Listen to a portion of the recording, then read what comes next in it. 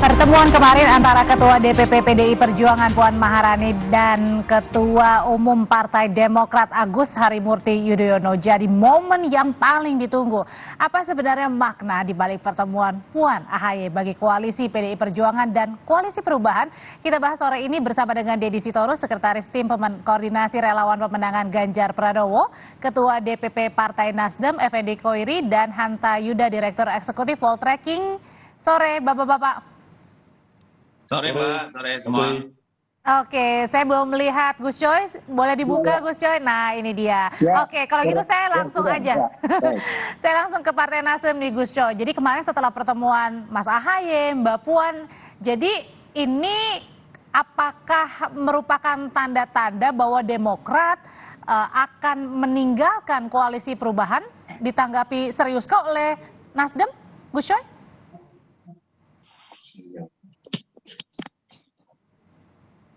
Silakan Gus Coy. Oke, tanpa pertemuan itu kita beri apresiasi, itu bagus, silaturahim itu bagus, itu tradisi kita yang baik, tradisi Indonesia, tradisi bangsa kita, tradisi agama kita, kan bagus. Oke.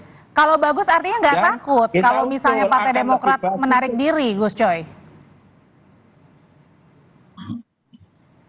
Kita nggak ada kekhawatiran. Jadi saya mau melanjutkan. Jadi itu bagus, Mbak Puan, Mas AHY.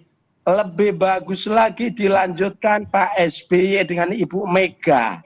Dua negarawan ini harus tampil bareng, komunikasi bareng, jangan sampai ada selek-selek, ya kan. Nah, ini akan menjadi contoh yang baik, kan. Sudah dimulai dari putra-putrinya, ya, itu dilanjutkan oleh ayah dan ibunya. Nah, lanjutkan itu. Jadi kami Nasdem karena kita memperjuangkan bukan hanya kekuasaan, kita memperjuangkan nilai.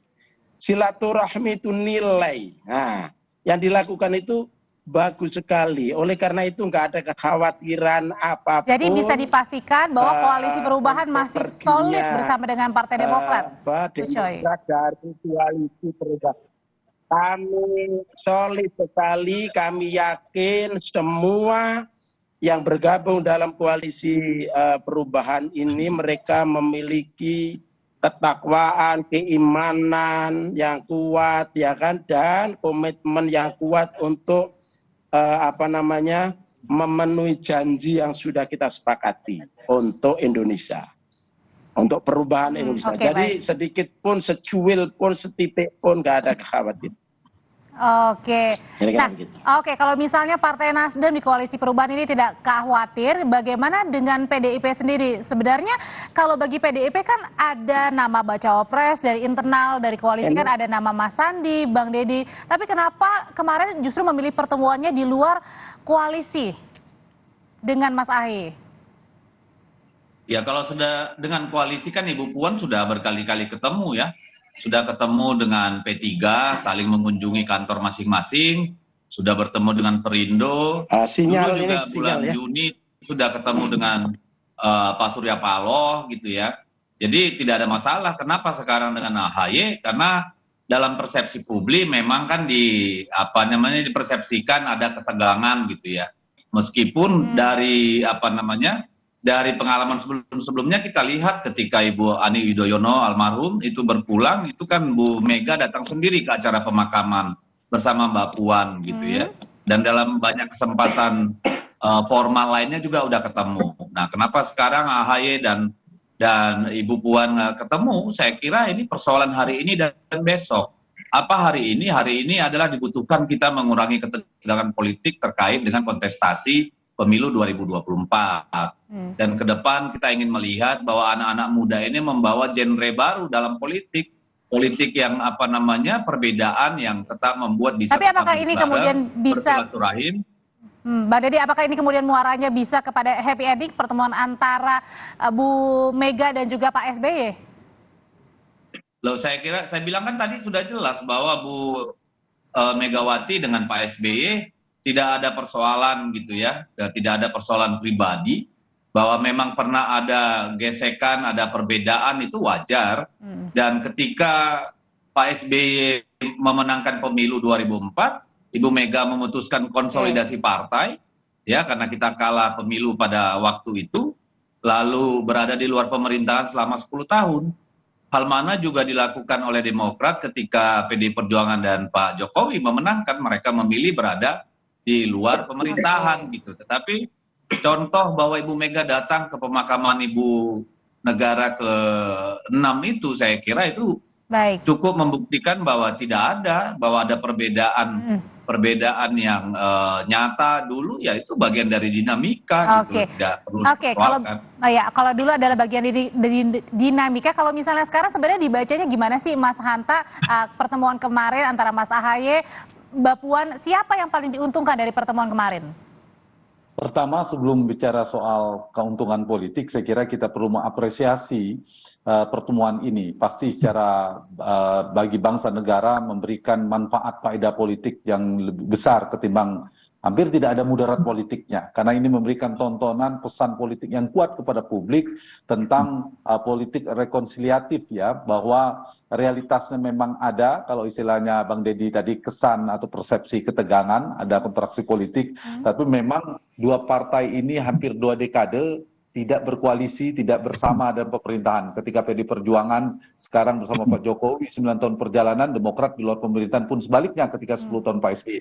Nah karena itu pertemuan ini saya kira secara di luar faktor politik elektoral, ini memberikan pesan yang kuat kepada publik bahwa harusnya ya begini, tokoh bangsa, ada 2 tokoh nasional, pimpinan pernah menjadi tokoh kunci ya saya kira, tokoh bangsa, kemudian kalau ini berhasil seandainya, yang dilebur itu ada 3 hal. Satu, ada 2 tokoh besar, Pak SBY dan Pak Ibu Mega. Yang kedua adalah 2 kekuatan kutub politik yang berseberangan, berpotensi, ini baru potensi ya untuk bersama. Yang ketiga adalah 2 ceruk atau spektrum konstituen yang diametral juga, itu ada potensi bersama. Nah, pesan yang kedua, saya kira paling tidak memberikan pesan kepada publik bahwa paling tidak kedua partai ini bisa bergabung dan membuka peluang ya, saya mengatakan membuka peluang kerjasama politik, meskipun saya ingin mengatakan peluangnya sangat kecil sekali.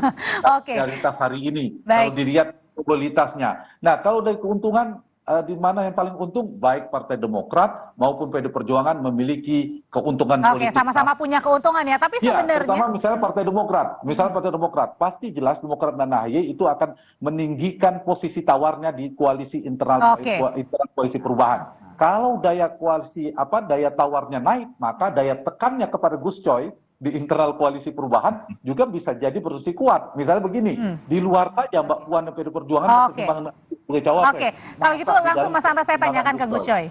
Kalau soal posisi daya tawar itu berarti artinya koalisi perubahan atau AHY ini punya daya tawar yang tinggi dengan pertemuan kemarin di koalisi perubahan, Gus Coy? Iyalah, Mas Ahaye anak muda, pinter, punya latar belakang darah biru, tentara, pendidikan Amerika. Secara personal luar biasa, itu aja udah punya daya tawar, kemudian apalagi menjadi pemimpin partai. Itu luar biasa. Nah, ini semuanya sudah berada dalam koalisi perubahan. Kemudian urusan berikutnya cawapres siapa dan seterusnya itu sudah kita serahkan kepada calon presiden. Nah, calon presidennya nanti milih siapa? Apakah Mas Ahaye, apakah dari NU, Yani Wahid atau Khofifah atau siapa gitu kan? Nah, itu tuh terserah dan kita sudah sepakat itu, sepakat. Semuanya punya nilai tawar. Semuanya punya nilai tawar. Tapi sebenarnya Gus Coy, sebelum pertemuan kemarin Mas Ahaye dengan PDIP, ini Partai Demokrat ada obrolan dulu nggak sih sebelumnya dengan Partai Nasdem dan PKS di koalisi? Ada. Saya ketemu beberapa kali dengan Demokrat. Fine saja. Semuanya bagus. Ini bagus banget. Tapi sebelum ketemu ada nggak pesan-pesan khusus dari Partai Nasdem ke Demokrat? Nggak ada, karena itu sudah nilai tertinggi silaturahim itu, jadi nggak perlu dipesan lagi, mereka sudah tahu semua, kan? dampaknya apa? Dampaknya pasti positif, ya kan? Kemudian ini bagaimana terkait dengan kita ini memperjuangkan nilai. Ya, jadi apapun yang dilakukan yang itu nilai tertinggi, nilai memang menjadi concern kita itu bagus. Kita beri apresiasi.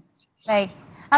Oke, kalau gitu sebenarnya Bang Deddy, kalau misalnya di koalisi P3 kemudian ada juga Perindo dan juga PDIP sendiri, ngelihatnya gimana sih pertemuan kemarin? Seberapa besar kans untuk Mas Ahaye ini menjadi bacawa presnya Pak Ganjar?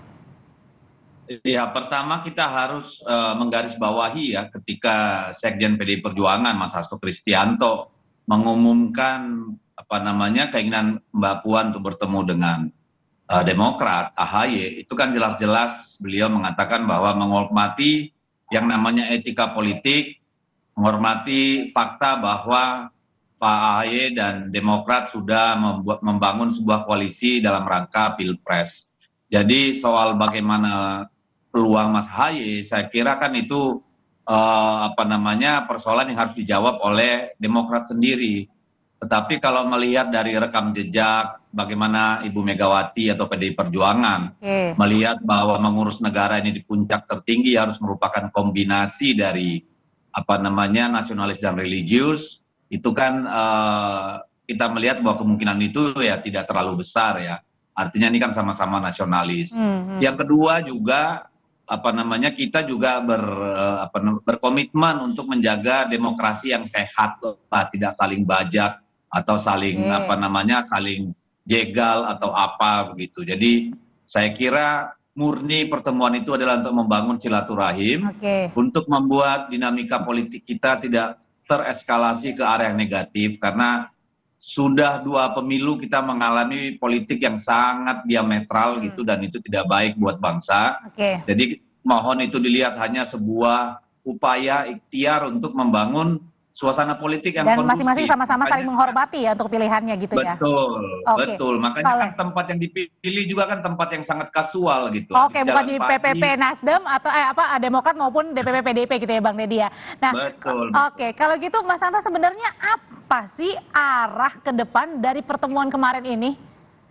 Ya, yang pertama memang mereka bersepakat untuk tidak bersama atau tidak bersepakat, itu tadi ya dipertegas. Sama arahnya dari Bang Deddy, PDI Perjuangan tadi mengatakan tidak untuk melakukan koalisi dalam waktu dekat. Gus Coy juga tidak mengkhawatirkan arahnya akan Demokrat pergi. Nah, saya ingin melihatnya dari 2 partai yang bertemu saja. Demokrat, jelas tadi saya katakan Demokrat dan AHY tentu memiliki posisi tawar yang meningkat. Di sisi yang sama, maka semakin seksi lah posisi AHY. Apalagi tadi sudah dipuji, disanjung oleh Gus Coy kan. Nah, itu semakin seksi, semakin tinggi posisinya strategis di sana. Nah, karena itu ada 2 kemungkinan memang, kalau dinamika yang semakin kencang, kalau misalnya respon pertemuan ini dilanjutkan lagi, ada pertemuan selanjutnya, maka ada 2 kemungkinan. Apakah ini ada kaitannya dengan yang disampaikan salah satu politisi Partai Demokrat akan mengevaluasi posisi Demokrat kalau tidak disegerakan pengumuman cawapres. Nah, ada kedua kemungkinan, apakah ini jadi ujian soliditas koalisi perubahan, atau bisa jadi memang mendorong Gus Coy dan 3 partai ini harus lebih cepat mengumumkan cawapres supaya ada kepastian bagi Anies Baswedan. Yang pasti berarti intinya adalah ada efek ya dari pertemuan kemarin, Mas Hanta. Dari sisi Demokrat, tapi Gus Coy kalau ditanya pasti nggak ngaruh. Mas Hanta jadi provokator ini. Tapi kalau ditanya Gus Coy, pasti Gus Coy enggak. Kalau dari Gus Coy bacaan saya, kalau bisa di ujung jelang bulan Oktober keluar nama Kofifa Gus Coy ya. Oke, nanti kita akan bahas di sesi selanjutnya. Terima kasih saya ucapkan Gus Coy. Terima kasih juga Bang Deddy Sitorus. Terima kasih Mas Hanta Yuda. Kita ketemu lagi di lain kesempatan. Terima kasih Bung Hanta, Gus Coy.